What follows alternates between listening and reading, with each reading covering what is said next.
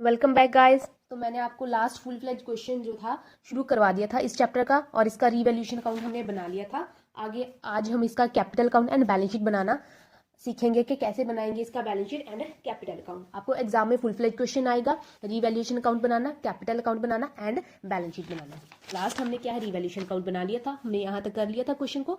आज हम क्या है, आगे कैपिटल अकाउंट बनाएंगे। तो ये देखिए, मैंने आपको कैपिटल अकाउंट का फॉर्मेट बना दिया है। ऐसे होगा, पार्टनर्स आप लिखेंगे पार्टनर्स कैपिटल अकाउंट, और एक साइड होगी डेबिट साइड और एक होगी क्रेडिट साइड। पर्टिकुलर यहाँ पे जितने पार्टनर्स है उतना उनके उतने ही कॉलम बनेंगे। अगर 2 पार्टनर्स हैं तो अमाउंट के 2 कॉलम बनेंगे, अगर 3 पार्टनर्स हैं तो अमाउंट के 3 कॉलम बनेंगे। ऐसे अगर 4 पार्टनर्स होते तो अमाउंट के 4 कॉलम बनते, A B C and D. तो ए बी एंड सी ये डेबिट के लिए, पर्टिकुलर ए बी सी ये क्रेडिट के लिए। तो ये कौन सी साइड है हमारी, ये है डेबिट साइड, और ये कौन सी साइड है, ये है क्रेडिट साइड। ठीक है, तो हम क्या है आगे कैपिटल अकाउंट बनाना सीखते हैं। लास्ट मैंने आपको पार्टनरशिप का जो फर्स्ट चैप्टर करवाया था तब मैंने आपको बता दिया था कैसे बनाएंगे, पर इस चैप्टर के लिए मैं फिर से दोबारा से शुरू करती हूँ कि कैसे बनाएंगे, क्योंकि हम क्या है फुल फ्लेज क्वेश्चन शुरू करने जा रहे हैं। तो देखिए, क्वेश्चन ये था, मैंने आपको लास्ट रीड करके बता दिया था। अब आगे रीवैल्यूएशन के बाद हम आगे क्या करेंगे, तो करना क्या है, सबसे पहले हमने क्वेश्चन यहाँ से ऊपर से ही जो हमारे लाइबिलिटी एसेट्स है यहाँ से क्वेश्चन को दोबारा से रीड करना शुरू करेंगे ताकि हमारी कोई भी आइटम छूटे ना। तो लाइबिलिटी साइड में सबसे पहले क्या है, कैपिटल दिया गया है ए बी एंड सी का, ये क्या है ओपनिंग बैलेंस है। बैलेंस शीट में दिया गया है, ये क्या है ओपनिंग बैलेंस है, किसका, कैपिटल का। तो ओपनिंग बैलेंस कैपिटल का हमेशा ही क्रेडिट बैलेंस होता है, तो हम यहाँ पे लिखेंगे बाय बैलेंस ब्रॉट डाउन, क्योंकि ओपनिंग बैलेंस है। कितना दिया है, 6 लाख, 5 लाख एंड 3,50,000, तीनों का लिख दीजिए। ए का है 6 लाख, बी का है 5 लाख और सी का कितना है 3,50,000। ठीक है, ये लिख दिया। उस कैपिटल के आगे क्या लिखा है, जर्नल रिजर्व। मैंने आपको लास्ट बता दिया था, जर्नल रिजर्व को क्या है पार्टनर्स में डिस्ट्रीब्यूट कर दिया जाता है उनकी ओल्ड प्रॉफिट शेयरिंग रेशियो में। तो जर्नल रिजर्व को जब ट्रांसफर करते हैं तो एंट्री आ जाती है journal reserve account debit to partners capital account, और पार्टनर्स के कैपिटल अकाउंट क्या है क्रेडिट होते हैं। तो यहाँ पे आ जाएगा बाय जर्नल रिजर्व। ठीक है, शॉर्ट फॉर्म लिख दिया। कितना जर्नल रिजर्व है 60,000 का, और 60,000 को डिस्ट्रीब्यूट कर दीजिए ओल्ड रेशियो 3, 2 एंड 1। तो डिस्ट्रीब्यूट कर दिया तो हमारी कितनी अमाउंट आ जाएगी 30,000, 20,000 एंड 10,000। ठीक है ना, 60,000 को 3, 2 एंड 1 की रेशियो में डिस्ट्रीब्यूट कर दिया जाएगा। राइट, उसके बाद है सन्ड्री क्रेडिटर है, ये क्या है लाइबिलिटी है, इसको हमने क्या है देख लिया था, अगर इसमें कोई चेंजेस आया ठीक हो गया। आउटस्टैंडिंग एक्सपेंस ये भी लाइबिलिटी है, इसको भी हम बैलेंस शीट में डालेंगे। आगे आता है प्रॉफिट एंड लॉस अकाउंट। अभी देखिए, लाइबिलिटी साइड में अगर प्रॉफिट एंड लॉस अकाउंट लिखा गया है दैट मीन कि ये क्या होता है, ये प्रॉफिट होता है। अगर लाइबिलिटी साइड में प्रॉफिट एंड लॉस अकाउंट लिखा गया है दैट मीन कि ये क्या है प्रॉफिट है, तो प्रॉफिट को भी डिस्ट्रीब्यूट कर दीजिए पार्टनर्स में उनकी ओल्ड प्रॉफिट शेयरिंग रेशियो में।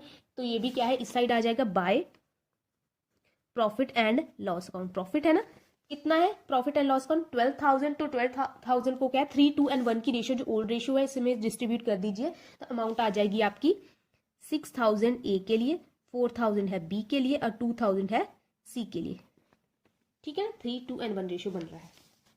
ठीक है, उसके बाद है प्रॉफिट एंड लॉस को, यहाँ तक हमने कर लिया। उसके बाद हम एसेट्स की तरफ जाते हैं। मशीनरी है, एसेट है, बैलेंस शीट में जाएगा, बिल्डिंग भी बैलेंस शीट में जाएगी, डेटर भी, स्टॉक भी, ये सारा क्या है बैलेंस शीट में जाएगा।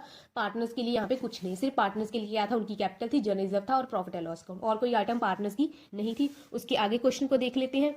ठीक है, मशीनरी है, ये भी एसेट के, ये सब हमने क्या है रीवैल्यूएशन में कर लिया। ठीक है, इसकी भी अब क्या है पार्टनरशिप में कोई इनके कैपिटल अकाउंट में कोई भी एडजस्टमेंट नहीं आएगी। हाँ, इसके बाद हमने और क्या किया था, यहाँ पे लॉस था। लॉस किसको डिस्ट्रीब्यूट कर दिया था, पार्टनर्स को दिया है ना, ए बी एंड सी को लॉस। यहाँ पे हमने क्रेडिट साइड में लिखा है, यहाँ पे लिखेंगे हम लॉस है तो यहाँ पे लिखेंगे टू रीवैल्यूएशन, रीवैल्यूएशन का लॉस है ना, टू रीवैल्यूएशन अकाउंट। कितना लॉस है इसका आया था लास्ट हमारा 15,000, 1,000 एंड 500, 1500, 1,000 एंड 500। अगर रीवैल्यूएशन में प्रॉफिट होता है, यहाँ पे प्रॉफिट आता हमारा, तो ये प्रॉफिट है तो ये भी क्या है क्रेडिट साइड ही लिखा जाता by profit and loss account. अगर सीधा सीधा आपको बात करें, अगर पार्टनर्स को फायदा हो रहा है तो क्रेडिट साइड में अमाउंट जाएगी, अगर पार्टनर्स को नुकसान हो रहा है तो डेबिट साइड में अमाउंट जाएगी। ठीक है, हमने रीवैल्यूएशन का प्रॉफिट भी लॉस भी डाल दिया और कोई आइटम बची नहीं है, तो इसका क्या हम CD फाइंड कर लेते हैं, टू बैलेंस कैरी डाउन। ठीक है ना, क्लोजिंग बैलेंस, इसको टोटल कर लीजिए। इसका आ गया 6 लाख प्लस 30,000 प्लस 6,000, तो ये आ गया 6,36,000। इसका भी आ जाएगा 6,36,000, लेस कर दीजिए 1,500, तो इसका CD आ गया 6,34,500, ठीक है ना। तो इसका भी टोटल कर लीजिए, 5 लाख प्लस 20,000 प्लस 4,000, तो ये आ गया 5,24,000। तो ये भी यहाँ पे 5,24,000, तो इसका CD आ जाएगा 5,23,000, ठीक है ना। 5,24,000 में से 1,000 लेस किया तो इसका CD आ गया 5,23,000। इसको टोटल कर लीजिए, इसका कितना आ जाएगा 3,50,000 प्लस 10,000 प्लस 2,000, तो ये आ गया 3,62,000। तो ये भी आ जाएगा 3,62,000। तो इसका कितना आ जाएगा CD 3,61,500, 500 लेस करके, ठीक है ना। तो ये क्या है, हमने क्या है CD फाइंड कर ली। अब इन CDs का करना क्या है, ये हम क्या है बैलेंस शीट में सीखेंगे। यहाँ तक हमने पार्टनर्स का कैपिटल अकाउंट बना लिया। सबसे पहले हम ओपनिंग बैलेंस लिखेंगे पार्टनर्स का, जो हमें बैलेंस शीट में दिया होगा, और जो जो आइटम्स मैंने आपको लास्ट बताई हुई है पार्टनर्स को जाएंगी, पार्टनर्स को मिलेगी, जब पार्टनर से ली जाएंगी, वो सारी एंट्रीज हम क्या है पार्टनर्स के कैपिटल अकाउंट में डाल देंगे, उसका CD निकाल देंगे, इसका CD हम क्या है बैलेंस शीट में ट्रांसफर करेंगे, ठीक है। उसके बाद हम क्या है बैलेंस शीट बनाएंगे आफ्टर रिकॉन्स्टिट्यूशन, ठीक है। हम नए से बैलेंस शीट बनाएंगे। सबसे पहले क्या है, हम एसेट्स को चलो लिख लेते हैं। मशीनरी लिखे, मशीनरी, तो मशीनरी की वैल्यू कितनी है 8 लाख, हमें मशीनरी की वैल्यू गिवन है। बट मशीनरी के रिगार्डिंग क्या है, मशीनरी डेप्रिशिएट हुई है 40,000 के साथ, डेप्रिसिएशन की वजह से मशीनरी की वैल्यू क्या है कम हो जाती है। तो 40,000 कम होगी, तो आज मशीनरी की वैल्यू कितनी है 8 लाख में से 40,000 लेस कर दो, तो ये आ जाएगा 7,60,000। तो आज मशीनरी की कितनी वैल्यू है 7,60,000। उसके बाद क्या है बिल्डिंग, लिख लीजिए बिल्डिंग। बिल्डिंग की कितनी वैल्यू 3,50,000, इसके रिगार्डिंग कोई एडजस्टमेंट है। Building now revalue to, building थी 3,50,000 की, आज बिल्डिंग की कितनी वैल्यू होगी 3,80,000 की, तो हम क्या है 3,80,000 को ही कैरी कर लेंगे। अगर आपको ऐसे नहीं करना है तो बिल्डिंग की कितनी वैल्यू इंक्रीज हुई है 30,000, 3,50,000 में 30 ऐड कर दो, तब भी क्या 3,80,000 ही बन जाएगा। उसके बाद में बारी आती है डेटर्स की, यहाँ पे लिख दीजिए डेटर्स। मुझे थोड़ा सा जुकाम हुआ है, आई डोंट नो कि आपको आवाज कैसी सुनेगी। डेटर्स है, डेटर्स के रिगार्डिंग हमने क्या है प्रोविजन बनाई है कितनी 5,000 की, तो आपको पता है डेटर्स, यहाँ पे आप अंदर वाली साइड लिख लीजिए कितने डेटर्स हैं हमारे पास 1 लाख लेस प्रोविजन। कितनी प्रोविजन हमने बनाई है 5,000, तो हमारे डेटर्स कितने हो गए 95, तो डेटर्स आ गए हमारे 95,000 की, ठीक है। उसके बाद आ गया हमारा स्टॉक। स्टॉक कितना है 2 लाख, इसको इन्वेंट्री भी बोलते हैं, इसको स्टॉक भी बोलते हैं। कितना है हमारे पास 2 लाख। तो स्टॉक के रिगार्डिंग कोई एडजस्टमेंट क्वेश्चन में है ही नहीं, तो जो नहीं चेंज हुआ जितनी वैल्यू उतनी ही लिख दो। स्टॉक में कोई चेंज नहीं हुआ है, दैट मीन के स्टॉक 2 लाख का 2 लाख ही आएगा। उसके बाद में बारी आती है कैश इन हैंड। अब कैश इन हैंड में क्या चेंज आया है, कोई भी चेंज क्वेश्चन में कैश इन हैंड के रिगार्डिंग नहीं आया, तो कैश की वैल्यू भी उतनी ही लिख दी जाएगी 50,000। उसके बाद में बारी आती है cash at bank. Cash at bank के रिगार्डिंग भी कोई भी चेंज क्वेश्चन में नहीं आया है, तो कैश एट बैंक कितना आ जाएगा, जितना हमें गिवन है उतना ही आ जाएगा, राइट। हमने एसेट साइड कंप्लीट कर ली है। अब बारी आती है लाइबिलिटी साइड की, तो लाइबिलिटी साइड में देख लीजिए आप। सबसे पहले क्या है हमने लिखा कैपिटल, तो लिख लीजिए कैपिटल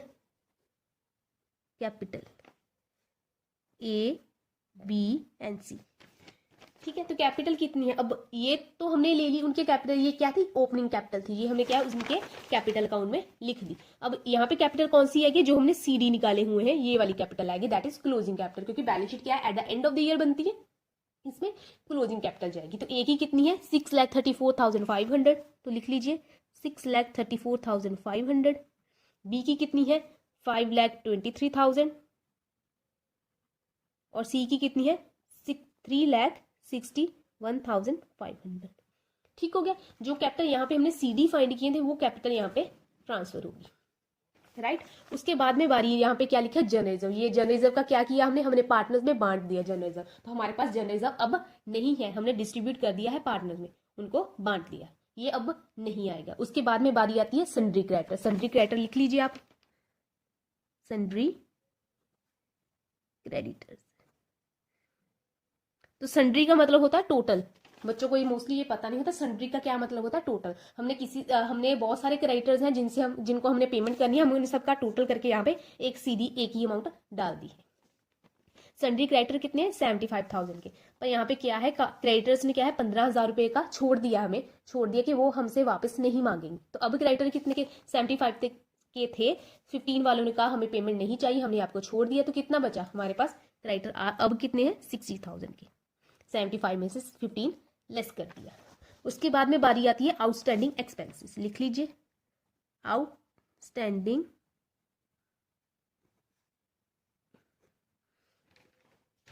तो आउटस्टैंडिंग एक्सपेंसेस कितने हैं, 3,000 के। इसके रिगार्डिंग कोई और इन्फॉर्मेशन है, yes, outstanding expenses increase by 3,000, तो 3,000 बढ़ गए हैं।